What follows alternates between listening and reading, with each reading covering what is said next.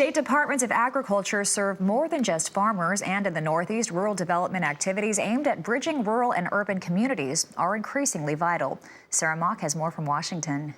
Farmers from the Northeast are well represented this week in Washington, D.C. as State Department of Agriculture heads and senior staff are here in Washington to talk with senior policy leaders here on Capitol Hill and around the city about what they need to make 2018 a successful year for farmers in their state. We're lucky to be joined by Richard Ball, the Commissioner of Agriculture for the state of New York. Richard, being in Washington this week, what are you hearing, what kind of message are you delivering for the farmers of New York? Well, we come to listen as well as to communicate with all the other commissioners from around the country. It's a great opportunity to come together, and at the same time we have the opportunity to see our partners at USDA, at FDA, at EPA. So we're all coming home. It's a great opportunity for those communications that need to happen and if we're going to be successful. Absolutely. Now, you folks actually got a meeting with some top-level folks at the White House yesterday, including Secretary Perdue and actually Vice President Pence. Could you just talk a little bit about what you guys talked about in those meetings? Sure. It was the White House Conference on Rural Prosperity, which obviously, for agriculture, we occupy an awful lot of real estate in the rural countryside of America. So it was wonderful to see a conference highlighting our rural community. We talked with the Secretary. We met with a lot of his key people and deputies. It was a wonderful intersection and opportunity to talk about those kinds of issues.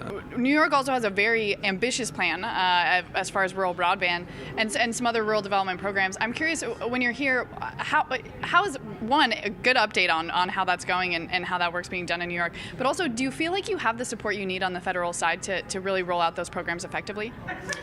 That's our hope, and part of our reason for being here is to have those connections with USDA and the resources that cover the rural landscape.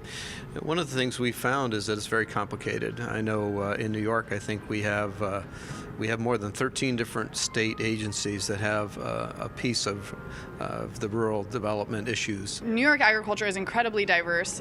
Everything from traditional row crops to greenhouse to dairy, which I'm sure there's lots of anxiety amongst those farmers about trade. What are you hearing from farmers, and how are they managing this the uncertainty around trade right now?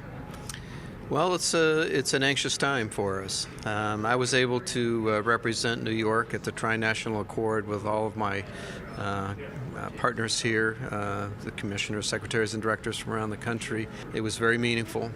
We were very cognizant of the fact that parallel to our discussions, NAFTA discussions were going on as well. And obviously, NAFTA has been a very important part of agriculture all across the country for many years.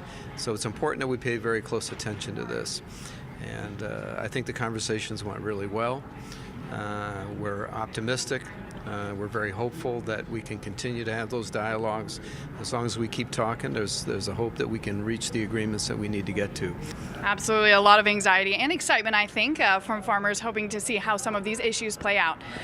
We're happy to be joined again by Richard Ball, the Commissioner of Agriculture for the state of New York.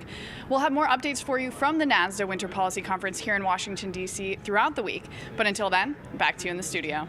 And research is another important aspect of the food safety and regulation issue for NASDA members. They're advocating for an increase in public funding for research, especially for USDA and land-grant universities in the 2018 Farm Bill.